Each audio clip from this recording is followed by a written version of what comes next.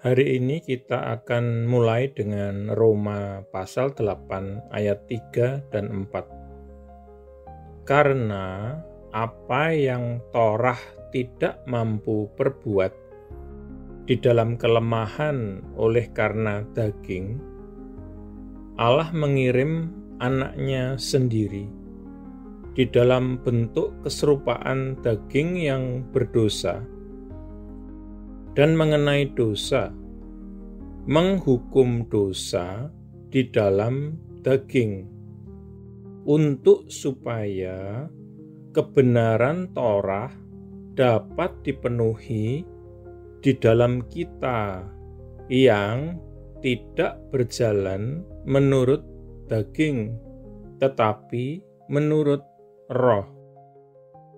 Tercatat dalam Roma 8 ayat 3 dan 4. Torah gagal untuk mencapai standar kebenaran Allah, bukan karena adanya kesalahan di dalam Torah, tetapi karena kelemahan sifat kedagingan manusia. Di bawah kasih karunia, Roh Allah mengubah sifat kedagingan manusia dan menggantikannya dengan suatu sifat yang baru, yang mampu menerima dan memanifestasikan kasih Allah. Kita dapat menyimpulkan perbedaan dasar antara bekerjanya Torah dan bekerjanya kasih karunia dengan cara ini. Torah bergantung pada kemampuan manusia sendiri dan perbuatan-perbuatan luar. Kasih karunia bergantung pada pekerjaan ajaib Roh Kudus dan perbuatan-perbuatan dari dalam. Perjanjian Baru memberitahu kita bahwa hati manusia hanya dapat berada di bawah hukum kasih ilahi dan sempurna ini melalui pekerjaan Roh Kudus Allah. Tetapi pengharapan tidak mempermalukan, karena kasih Allah telah dicurahkan di dalam hati kita melalui Roh Kudus yang telah diberikan kepada kita. Tercatat dalam Roma 5 ayat 5. Perhatikan bahwa itu bukan sekedar kasih manusia dalam bentuk atau tingkatan apapun, tetapi itu adalah kasih Allah sendiri yang dapat Roh Allah curahkan di dalam hati kita. Kasih Allah yang dicurahkan di dalam hati manusia oleh Roh Allah menghasilkan dalam kesempurnaannya 9 lapis buah roh.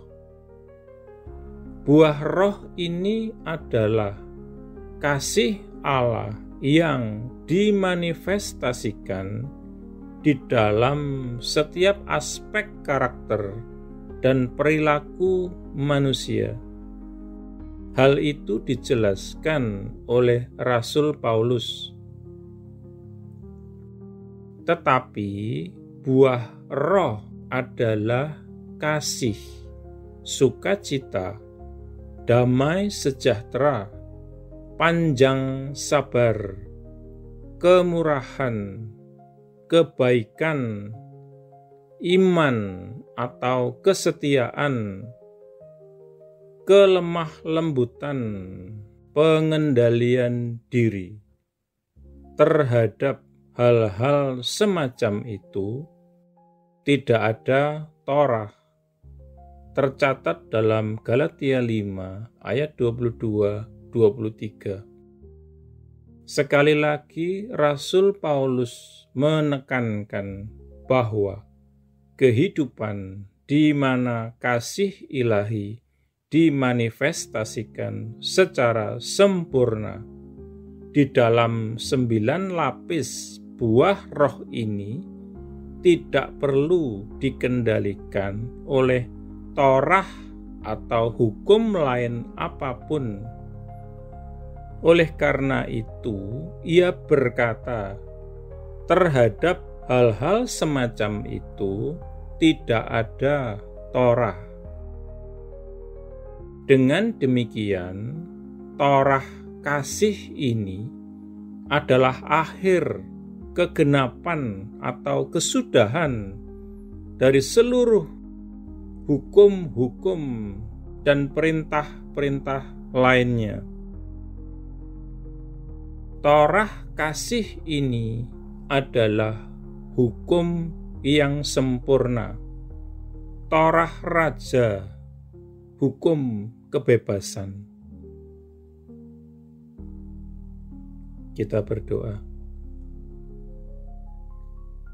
Terima kasih Bapa untuk Torah raja dari Engkau, hukum kasih yang sempurna dari Engkau dan bagi Engkau yang mengalir melalui kami kepada banyak orang yang lain.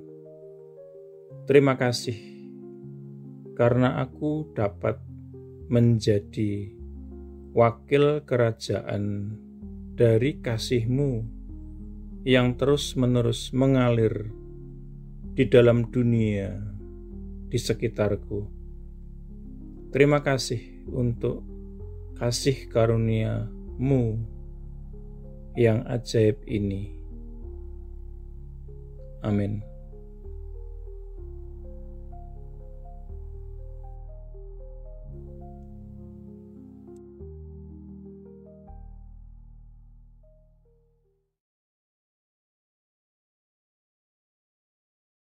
Jika Anda belum menjadi murid Yesus atau belum menerima Yesus sebagai Tuhan dan Juru Selamat pribadi Anda, ikuti doa berikut ini.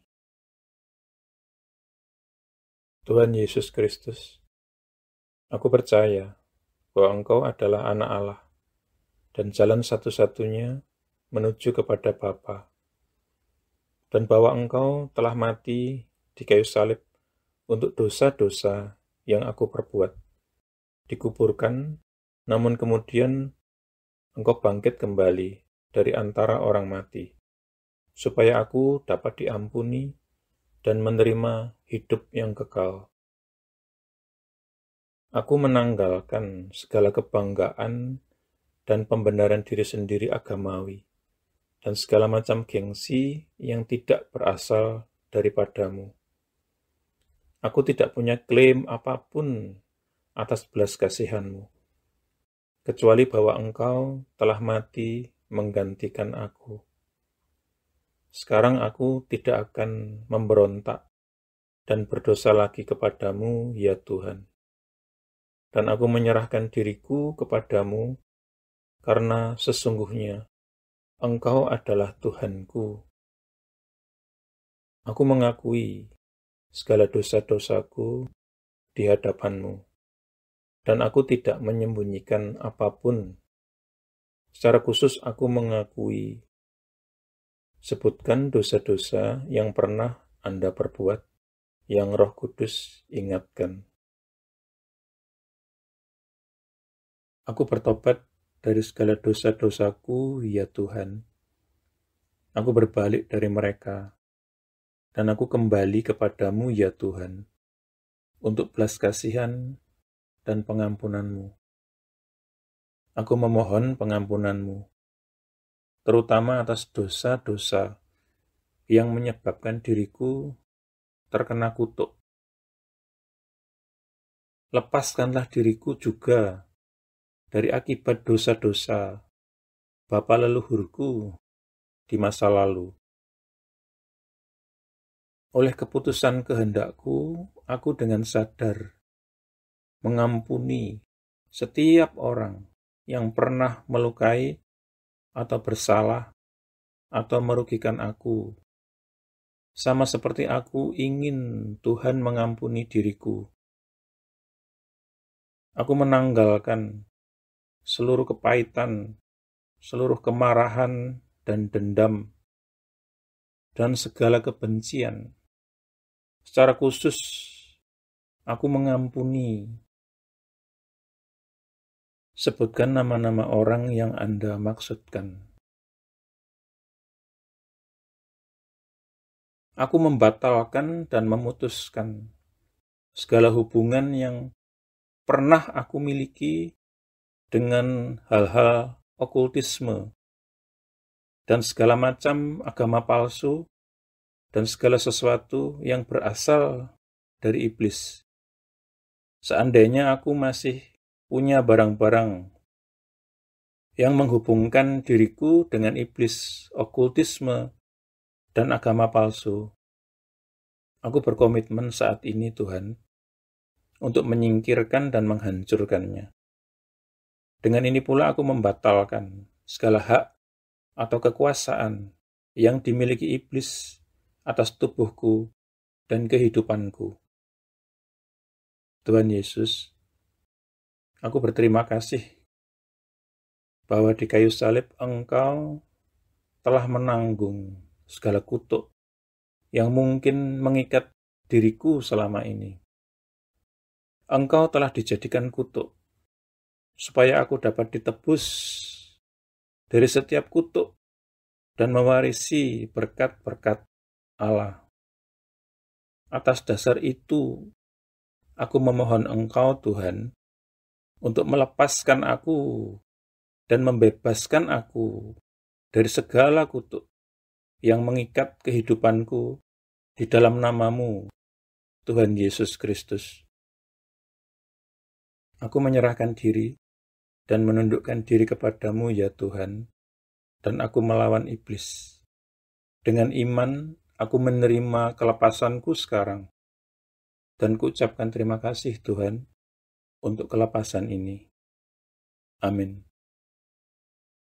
Selanjutnya, Anda bisa mendapatkan pengajaran meletakkan fondasi bagi murid Yesus dengan subscribe di channel ini. Tuhan Yesus memberkati.